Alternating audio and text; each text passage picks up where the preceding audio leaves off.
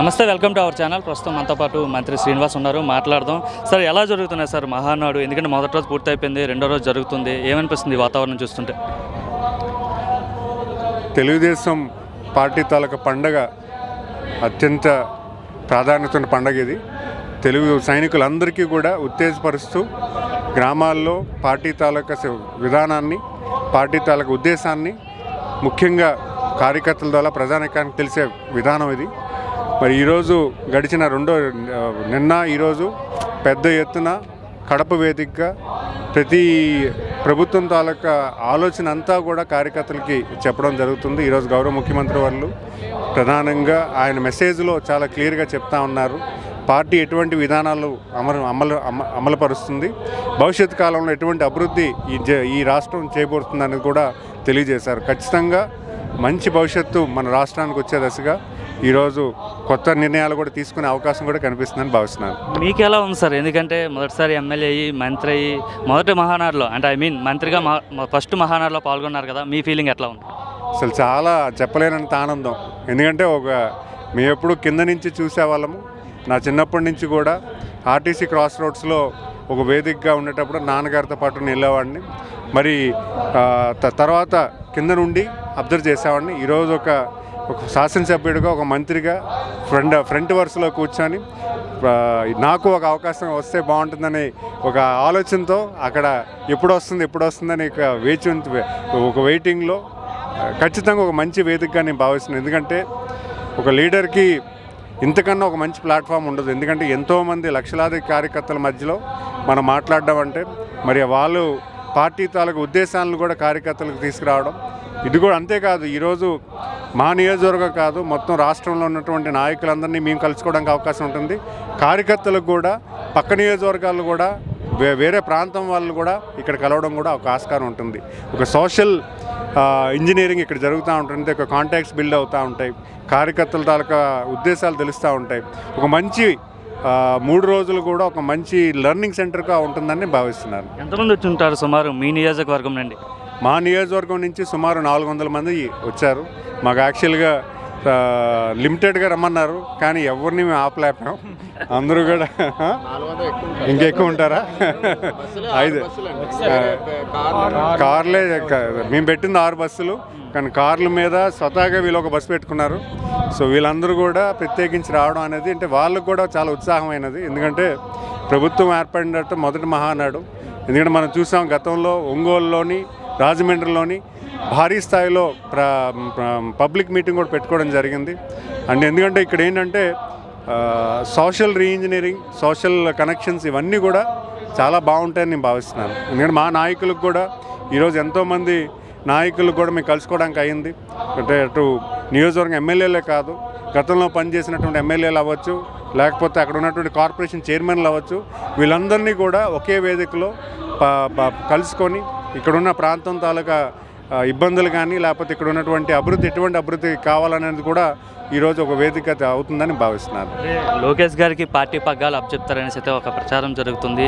ఒకవేళ అప్పచెప్తే ఆయన నాయకత్వంలో పనిచేయడానికి మీకు కావచ్చు, ఆయన నాయకత్వం ఎలా ఉండబోతుందని మీరు అనుకుంటున్నారు? అంటే ఈరోజు గడిచిన 10 సంవత్సరాల్లో లోకేష్ గారు కార్యకర్తలకి చేస్తున్నటువంటి సాయం అవ్వచ్చు, కార్యకర్తల భవిష్యత్తుని దృష్టిలో పెట్టుకుని ఆయన చేసుకున్న విధానాలు అవ్వచ్చు, ఇవన్నీ కూడా ఆయన తాలూకు నాయకత్వాన్ని బలపరుస్తూ ఉన్నాయి. మరి అంతేకాకుండా మీరు చూసుకుంటే ఆయన తీసుకున్నటువంటి మెంబర్షిప్ డ్రైవ్, టెక్నాలజీ సమకూరుస్తూ ఈరోజు 1 కోటి మంది మెంబర్షిప్ అవ్వడం, వాళ్ళకి భవిష్యత్తు కల్పించడం, అలాగే వాళ్ళకి కావాల్సినటువంటి కష్టంలో కూడా ఈరోజు నిలబడడానికి గౌరవ మంత్రివర్యులు, యువ నాయకులు ఈరోజు రాష్ట్రం అంతా కూడా డైరెక్ట్గా కనెక్ట్ అవుతున్నారు.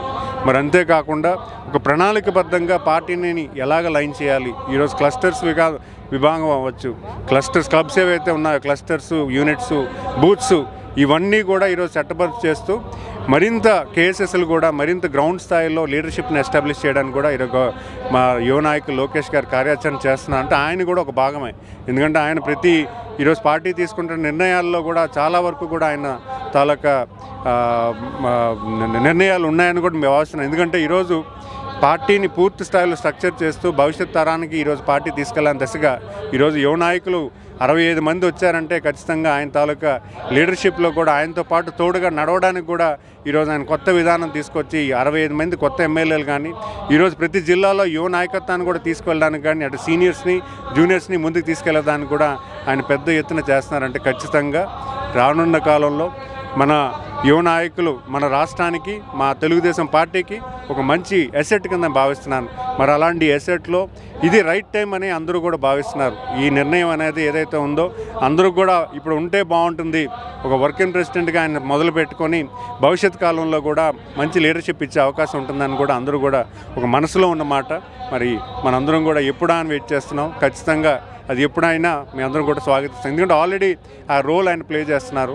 ఎందుకంటే ఈరోజు ప్రతి కార్యకర్తకు కూడా కష్టమైతే వెంటనే రెస్పాండ్ అయ్యి ఆయనకి వెంటనే ఆయన అడ్రస్ అవుతుంది. కార్యకర్తలకి నాయకులకి ఏ సమస్య ఉన్నా కూడా ఒక మెసేజ్ దూరంలో మెసేజ్ పెడితే వెంటనే రియాక్ట్ అవుతున్నారు. మరి అలాంటి నాయకుడు ఖచ్చితంగా మంచి నాయకత్వం వచ్చే దశగా ఉండాలంటే ఒక మంచి డెసిషన్ తీసుకోవాలి. మరి ఆ డెసిషన్ ఈరోజు రేపు అన్నట్టుగా ఉంది కాబట్టి అందరూ వేచి ఉండాలని కోరుకుంటున్నాను. మరోవైపు ఈ మహానాడు ఏదైతే కడపలో జరుగుతుందో ఈ మహానాడు అట్టర్ ఫ్లాప్ అయింది. ఇది మహానాడు కాదు మహాగోడ్ అని చెప్పేసి అయితే సాక్షి కావచ్చు లేదంటే వైసీపీ అనుబంధ సోషల్ మీడియాల్లో ప్రచారం అవుతున్నాయి. దానికోసం ఏం చెప్తారు?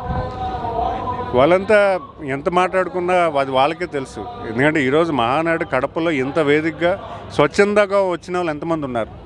ఈరోజు మా నియోజకవర్గంలో ఉత్తరాంధ్ర జిల్లా నుంచి కేవలం నేను 100 మంది 200 మంది రమ్మంటే సుమారు 500 మంది ఇక్కడికి వచ్చారంటే ఈ స్వచ్ఛందంగా వచ్చిన వాళ్ళు ఎంతమంది ఉన్నారు.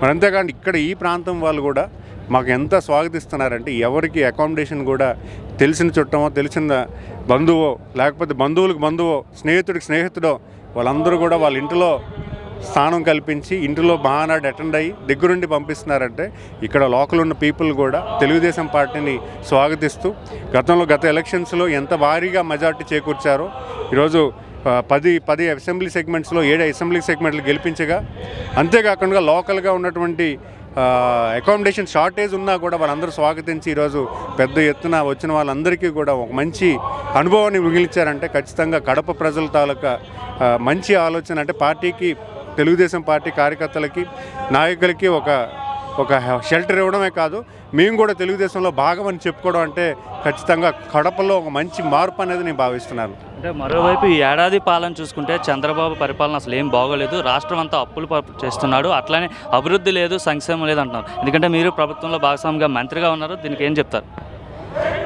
మాటలు అనడం చాలా ఈజీ. అభివృద్ధి లేదు, ఏమీ లేదని చెప్పడం ఇది. అప్పుల పాలు ఇవ్వడానికి దానికి వాస్తవాలు ఏంటి? ఈరోజు మేము చెప్తున్నాం, కేవలం ఎక్కడైతే మనం తల్లికి వందనం ఉందో అక్కడ మేము అప్పు చేశాం. రాష్ట్రానికి గడిచిన 5 ఏళ్ల పరిపాలనలో లక్షల కోట్ల అప్పులు చేసి రాష్ట్రానికి ఆదాయం లేకుండా చేశారు. వచ్చిన ఆదాయం కూడా పోగొట్టుకునే పరిస్థితి గత పాలకులు చేశారు.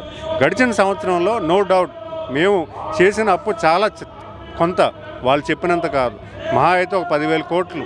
అది కూడా ఏంటి, సంక్షేమ కార్యక్రమాలు ఏదైతే ప్రామిస్ చేశామో దాని నిమిత్తం కొంతవరకే, మిగతాదంతా కూడా రాష్ట్ర అభివృద్ధిని పురోగతి చేసుకుని ఈరోజు మనం చూసుకున్నాం. గతంలో కన్నా ఈరోజు 13.5% వృద్ధి రేటు వచ్చింది జిఎస్డిపిలో. ఎలా వచ్చింది? అది గౌరవ ముఖ్యమంత్రి వాళ్ళు చంద్రబాబు నాయుడు గారి వల్ల.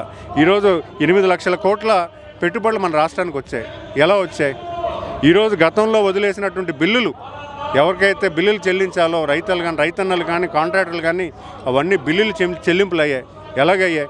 ఈ రాష్ట్రాన్ని మళ్ళీ అభివృద్ధిలో తీసుకొచ్చి ఇన్కమ్ లెవెల్స్ పెంచి ఈరోజు రాష్ట్రానికి ఇవ్వడం జరుగుతుంది.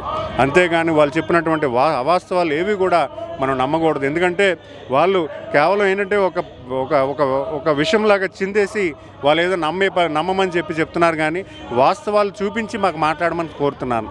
ఏవైతే వాళ్ళు అంటున్నారో వాస్తవంతో ఉండాలి. మేము గతంలో మేము ఎప్పుడైతే అపోజిషన్లో ఉన్నామో అవన్నీ కూడా వాస్తవాలు చూపించి మేము ఆరోపణలు చేశాము. వీళ్ళు వాస్తవాలు చూపించకుండా ఆరోపణలు చేసి ఏదో విషయం చింపితే అదేది కూడా ప్రజలు నమ్మరని నేను తెలియజేసుకుంటాను. ఉత్తరాంధ్ర ప్రాంతం నుండి మీరు మంత్రిగా ఉన్నారు. ఉత్తరాంధ్ర ప్రాంతం అంటే ఎప్పుడు కూడా వెనకబడతాను.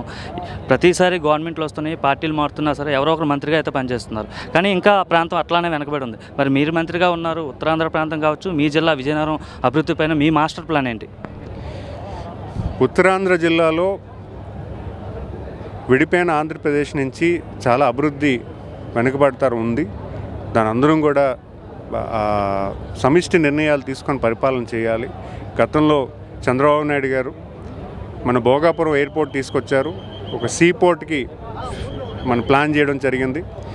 ఇవన్నీ కూడా ఈ గవర్నమెంట్లో ఖచ్చితంగా గ్రౌండ్ అయ్యి, అంతేకాని ఇండస్ట్రియల్ పార్క్స్ని నెలకొల్పి ఆంటర్ప్రినర్షిప్ ఏదైతే ఉందో ఇక్కడున్న ఉత్తరాంధ్ర ప్రాంతంలో ఉన్నటువంటి వాళ్ళకి కలవర్చి మరి లార్జ్ ఇండస్ట్రీస్ని కూడా తీసుకొచ్చేదానికి కూడా ప్రతిపాదన జరుగుతుంది. పెట్రోకెమికల్ ఇండస్ట్రీసు, స్టీల్ ఇండస్ట్రీసు, అలాగే కొన్ని ఎంఎస్ఎంఈ పార్క్స్ ఇవన్నీ కూడా ప్లాన్ చేయడం జరుగుతుంది. గడిచిన సంవత్సరం కాలంలో ఒక పెట్రోకెమికల్ ఇండస్ట్రీ ఇక్కడ ప్లాన్ చేయడానికి కూడా గౌరవ ముఖ్యమంత్రి వర్లు కొంచెం గ్రీన్ సిగ్నల్ ఇవ్వడం జరిగింది. అలాగే మూలపేట పోర్ట్ దగ్గర బల్క్ డ్రగ్ పార్క్స్ పెట్టడానికి కూడా కార్యాచరణ జరుగుతుంది. ప్రతి నియోజకవర్గంలో కూడా ఒక ఇండస్ట్రియల్ పార్క్ కూడా ఇవ్వడం జరుగుతుంది. మరి అంతేకాకుండా లైవ్లీహుడ్ యాక్టివిటీస్ కింద సెల్ఫ్ ఎంప్లాయ్మెంట్ కూడా ఏ రకంగా చేయాలనే దాని మీద పెద్ద ఎత్తున చేస్తున్నారు. మరి అంతే ఇవన్నీగా ఒక ఎత్తు అయితే మా యువ నాయకులు లోకేష్ గారు వైజాగ్ని ప్రత్యేకించి ఐటీ హబ్ కింద తయారు చేయాలని కూడా పెద్ద ఎత్తున చేస్తున్నారు. మరి ఈరోజు ఉత్తరాంధ్రలో అనకాపల్లి జిల్లాలో సుమారు 4 లక్షల కోట్ల పెట్టుబడులు వచ్చాయంటే అది కూడా ఉత్తరాంధ్ర పట్ల ఉన్నటువంటి అభివృద్ధి పట్ల ఉన్నటువంటి చిత్తశుద్ధాన్ని కూడా నేను తెలియజేసుకుంటున్నాను. ఆర్షనల్ మిట్టల్ అవ్వచ్చు, లేకపోతే ఈరోజు ఎన్టీపీసీ వాళ్ళ గ్రీన్ హైడ్రోజన్ అవ్వచ్చు, ఇవన్నీ కూడా ఉత్తరాంధ్రకి ఈరోజు కేటాయించి అక్కడున్న ప్రాంతం ఉన్నటువంటి అభివృద్ధి కలవర్చడానికి ఈరోజు గౌరవ ముఖ్యమంత్రులు కార్యాచరణ చేస్తున్నారు. దాని యువ నాయకులు లోకేష్ గారు కూడా పెద్ద ఎత్తున సహకారం చేస్తూ ఉత్తరాంధ్రకి ప్రత్యేకించి ఐటీ కూడా తోడ్పడుతుందని తెలియజేసుకుంటాను.